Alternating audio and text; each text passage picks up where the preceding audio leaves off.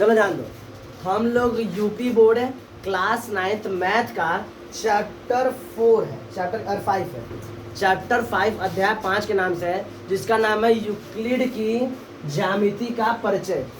NCERT में देखा जाए तो इंग्लिश में सेम इसी का इंग्लिश कन्वर्जन है, introduction to the Euclid geometry, introduction to the Euclid geometry, यानी हिंदी और इंग्लिश दोनों सेम है, कोई दिक्कत नहीं है, बस वहाँ पे ट्रांसलेशन हिंदी में और ट्रांसलेशन इंग्लिश में, बाकी सारी चीज़ें क्या है सेम है, बस हम लोग को समझना है।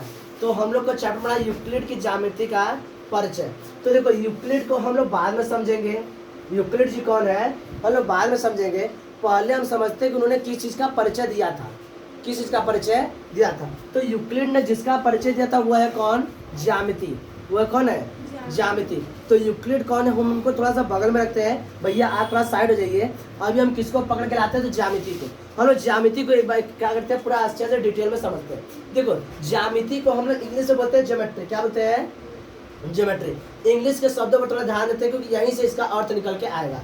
तो ज्यामिति को इंग्लिश में क्या बोलते हैं हम लोग, ज्योमेट्री। और देखो ध्यान से, यह जो ज्योमेट्री है, यह ज्योमेट्री जो है यानी कि ज्यामिति, यह ज्योमेट्री दो शब्द से मिलकर बना, कितने वर्ड शब्द से मिलकर बना हुआ है, तो ज्योमेट्री को अगर लिखो तो देखो याद ध्यान से कितने वर्ड से मिलकर बना है, जियो और प्लस मेट्री, जियो प्लस मेट्री।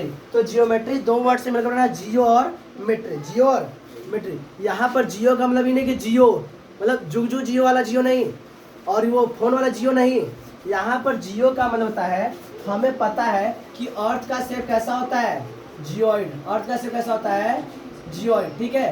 तो यहीं से अर्थ से लिया गया है जियो, यहीं से क्या लिया हुआ है, जियो।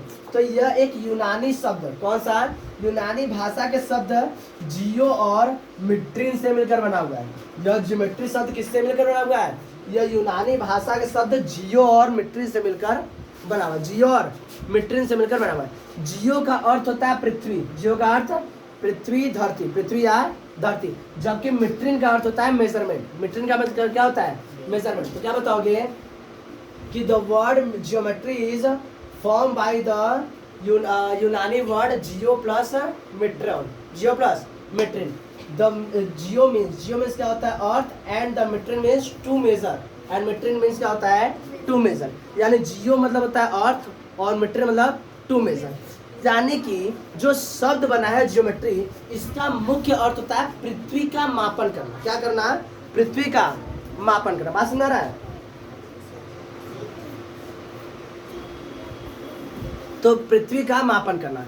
स्टार्टिंग में ज्योमेट्री जो होता है यह यहीं से बन के आया था कि हम लोग क्या करते हैं, पृथ्वी की यानी धरती के किसी एक सतह को मापते हैं, वहीं से ज्योमेट्री बना था। ज्योमेट्री का उद्गम इसलिए हुआ है क्योंकि क्या करते हैं, इससे हम लोग पृथ्वी के कुछ भागों को नापते हैं।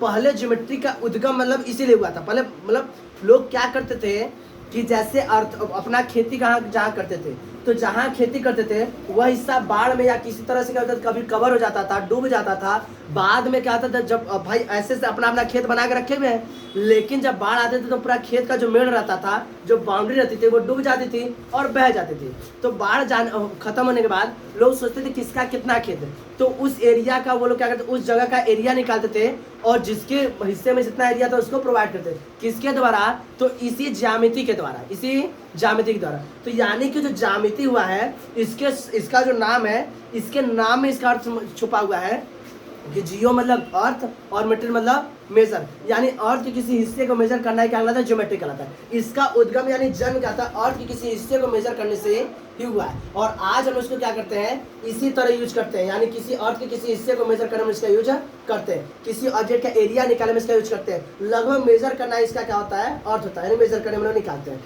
आज हम इसके बहुत ज़्यादा यूज करते हैं हर एक फील्ड में, मतलब आर्किटेक्चर में हर एक फील्ड में करते हैं, वो हमारा पार्ट नहीं है, हम लोग को मैंने आगे समझना। तो ध्यान समझो, तो ज्यामिति क्या होता है, यूनानी शब्द जियो और मेट्रिन से मिलकर बना, जिसका अर्थ होता है अर्थ और मापन। अब ध्यान समझो, इसमें लोग परिचय समझते, क्या समझते हैं अब, परिचय।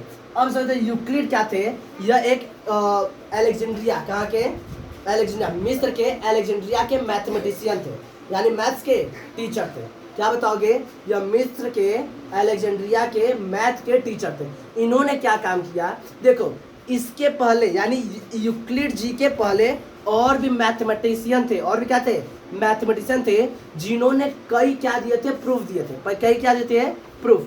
किससे रिलेटेड, ज्योमेट्री से रिलेटेड क्या क्या देते हैं, प्रूफ देते हैं। इसमें से एक नाम तुम लोग पढ़ोगे थेल्स। क्या नाम पढ़ोगे, थेल्स। थेल्स ने सबसे पहले ऐसा हम लोग का मतलब ऐसा हमारे पास इंफॉर्मेशन है या हमारे पास जानकारी है जिसमें लिखित लिखा हुआ है कि थेल्स ने सबसे पहले गणित का प्रूफ दिया था। और उन्होंने यह प्रूफ दिया था कि एक सर्कल जो होता है उसका व्यास उसको 2 बराबर भाग में क्या करता है, बांटता है, 2 बराबर भाग में बांटता है। इसी तरह और भी जैसे पाइथागोरस थे, पाइथागोरस के क्या थे, शिष्य थे, इन सभी ने मिलकर गणित के कई क्या देते, थ्योरम दिए थे। तो इन सभी ने अलग अलग थ्योरम दिए थे भाई। पाइथागोरस और उनके शिष्यों ने अलग थ्योरम दिया था, थेल्स ने अलग थ्योरम दिया था। इस तरह सब लोग मिलकर दिया था। यूक्लिड ने क्या किया, इन सभी थ्योरम को एक जगह इकट्ठा किया। क्या किया, एक जगह इकट्ठा किया। और एक जगह इकट्ठा करके उन्होंने एक पुस्तक में क्या क्या इन सभी इंफॉर्मेशन इकट्ठा करके पब्लिश किया। बात समझ रहा है। तो क्या बताओगे, यूक्लिड ने गणित के सभी ज्ञान को एकत्रित किया और एलिमेंट नामक अपनी प्रसिद्ध ग्रंथ में, कहाँ पर, एलिमेंट नामक अपने प्रसिद्ध ग्रंथ में उसे व्यवस्थित किया। क्या कर दिया, व्यवस्थित किया। और इस एलिमेंट में उन्होंने कुल मिला के कितने चैप्टर बनाए, तो एक 11 कितने चैप्टर बनाए, 11 चैप्टर में इसको डिवाइड किया। कितने, 11 कितने, 11 है ना।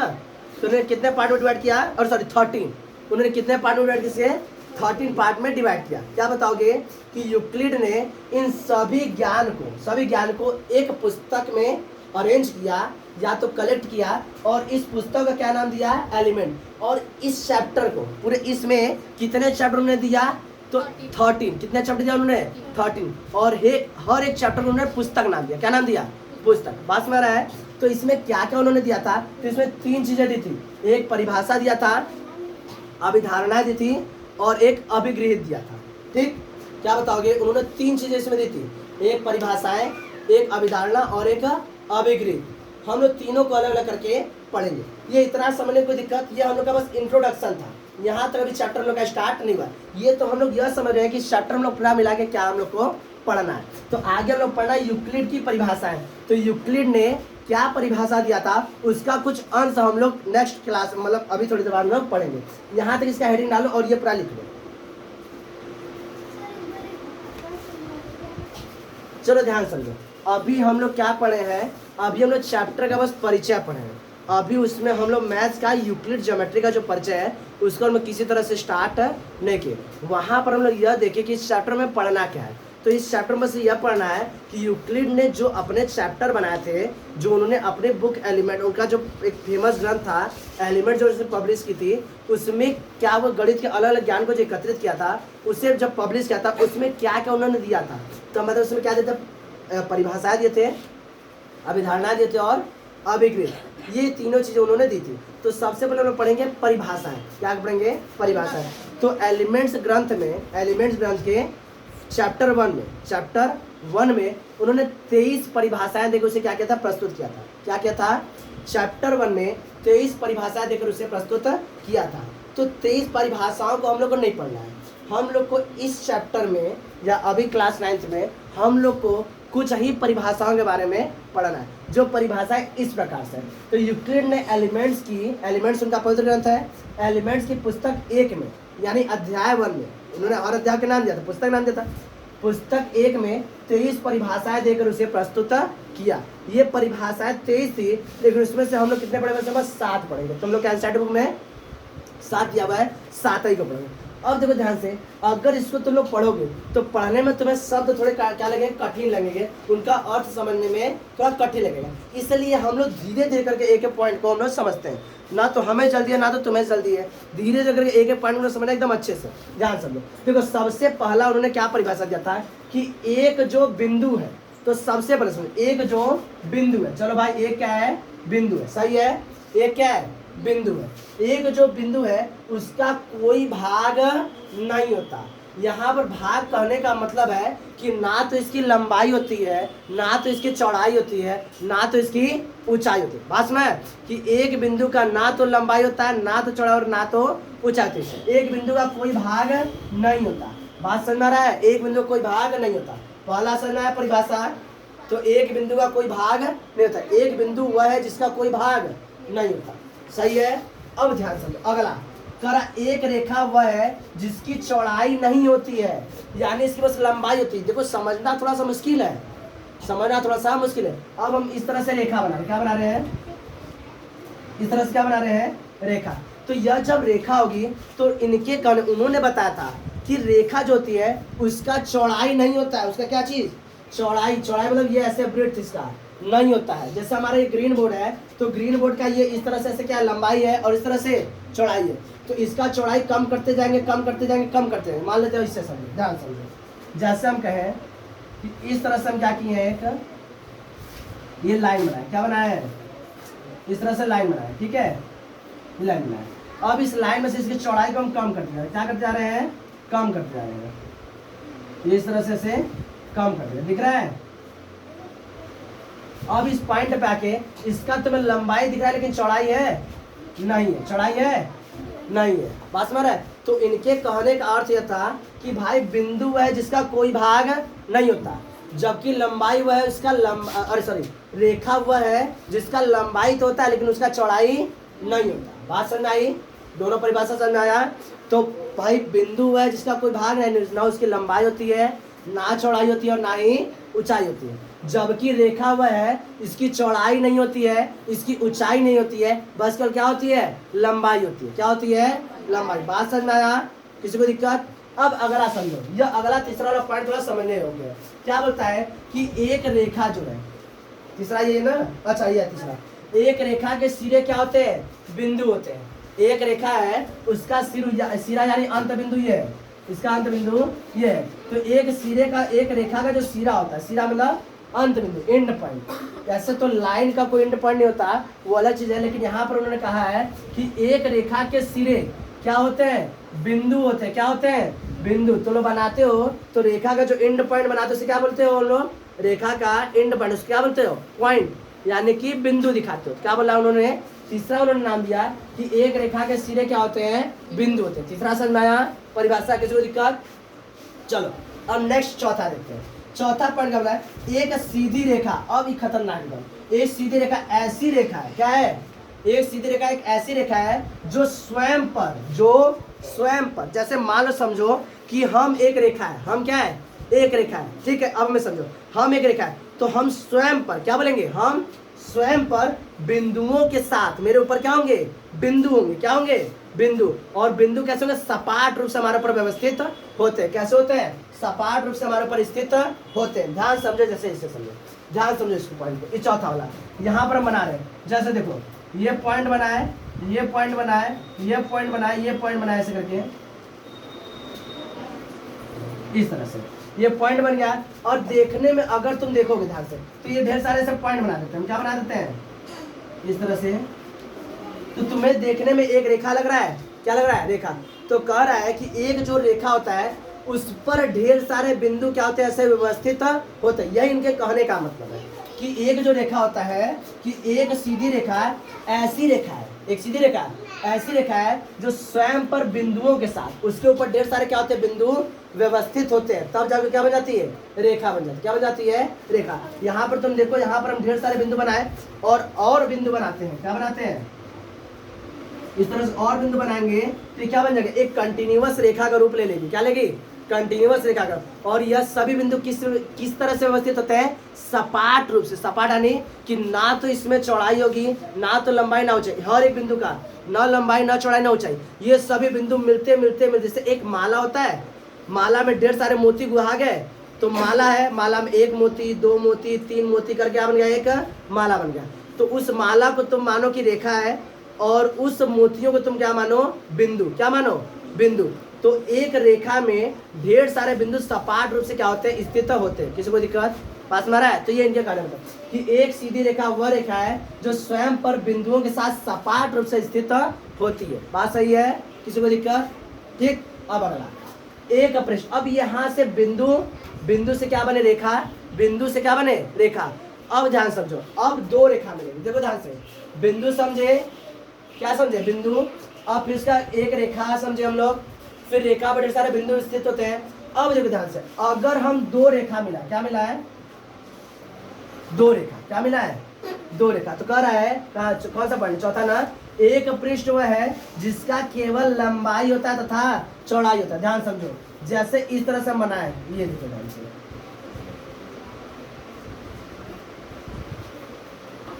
ठीक।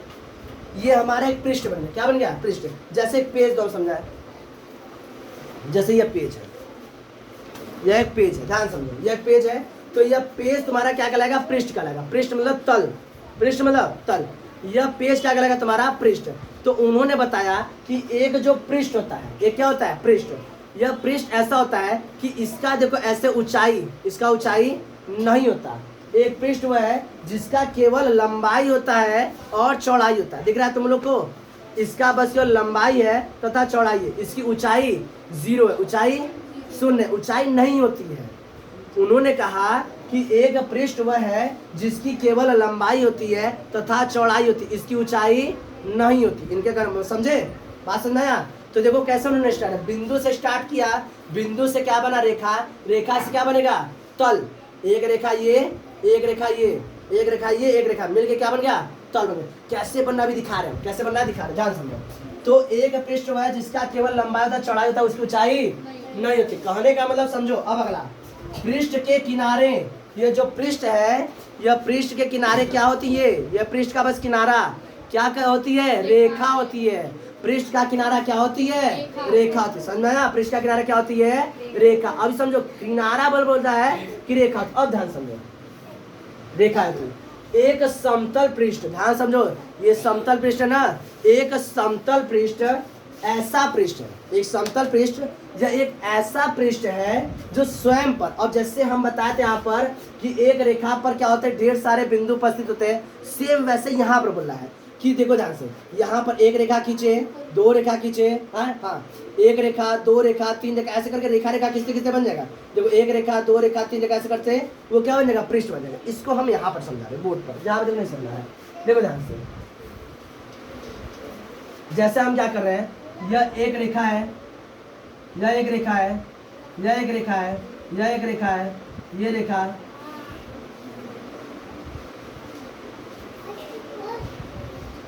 ढेर सारे रेखा ड्रॉ कर लिए,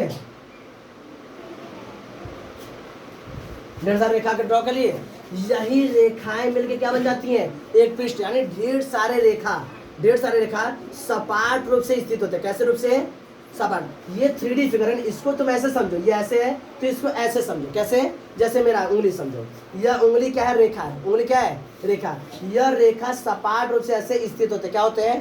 स्थित होते हैं इस तरह। तो ये क्या बन गया? एक तल बन गया। इसको ऐसे देखो, ढेर सारे क्या है? रेखा है। क्या है? रेखा। और ये रेखा ऐसे होकर इस तरह से व्यवस्थित हो गया। अब देखो ये रेखा क्या मिलकर बन गया है? पृष्ठ, समतल बन गया। तो एक जो पृष्ठ होता है, एक ऐसा पृष्ठ होता है जिस पर, जो स्वयं पर सीधी रेखाओं के साथ सपाट रूप से स्थित होती है। यानी एक पृष्ठ क्या होता है? ढेर सारी रेखाओं से मिलकर बनता है। किससे मिलकर बनता है? ढेर सारी रेखाओं से मिलकर बनता है। ऐसे समझो, जैसे तुम ढेर सारा धागा ले लो, ढेर सारा क्या कर लो? धागा ले लो। एक धागा ऐसे बांध लो, फिर एक धागा उसके बगल से बांध लो, फिर एक धागा उसके बगल से बांध लो, एक धागा उसके बगल से बांध लो। तो धागा बनाने से उसके अब देखो क्या बन जाएगा? एक चटाई जैसा बन जाएगा। क्या बन जाएगा? चटाई, यानी तल बन जाएगा। क्या बन जाएगा? तल। तो वही वो समझा रहे हैं कि एक जो तल होता है वह ढेर सारी रेखाओं से मिलकर बना होता है। किससे मिलकर बनाता है? ढेर सारी रेखाओं से मिलकर बनाते हैं। यानी एक तल पर ढेर सारी रेखाएं क्या होती हैं? सपाट रूप से स्थित होती है। सपाट कहने का मतलब समझो कि रेखाओं का लंबाई है, न तो उसकी चौड़ाई है, न तो उसकी ऊंचाई है। सपाट रूप से स्थित है और मिलकर क्या बन जाती है? तल बना लेती है। क्या बना लेती है? तल। बात सुना रहा है? इसको कोई दिक्कत? ठीक है, ये उनकी क्या थी? परिभाषाएं थी। उन्होंने 23 परिभाषाएं करके अपना चैप्टर 1 पब्लिश किया था। उसमें से हम लोग कुछ परिभाषा, 7 ही परिभाषा लोग पढ़ेंगे। 7 ही परिभाषा इस चैप्टर में लोग पढ़ेंगे। किसी को समस्या है समझने में? ठीक, कहा देखो शब्द थोड़े से, इनके शब्दों पर जाओ, इनके शब्दों को समझो और उसको खुद इमेजिन करो। खुद अगर इमेजिन नहीं करो तो समझने में दिक्कत होगा, क्योंकि यहाँ पर सारी चीज़ क्या है? इमेजिनेशन पर, कैसे तुम सोच सकते हो। तो यह पूरा पॉइंट समझ में आ रहा है? क्या है? इसको 2-3 बार और क्या करोगे? पढ़ोगे। ये थोड़ा सा थ्योरी टाइप का है, इसलिए हम लोग को मैथ ऐसा नहीं कि यहाँ पे A + B + C ऐसे नहीं करना है। सारी चीज़ें हमें क्या करनी है? थ्योरेटिकल है और समझना है। इसलिए चैप्टर को थोड़ा सा हमें क्या करना होगा? डिटेल में हमें समझ के चलना होगा। यहाँ तो किसी को दिक्कत? बात सुनना है? इसको लिख लो इसी तरह।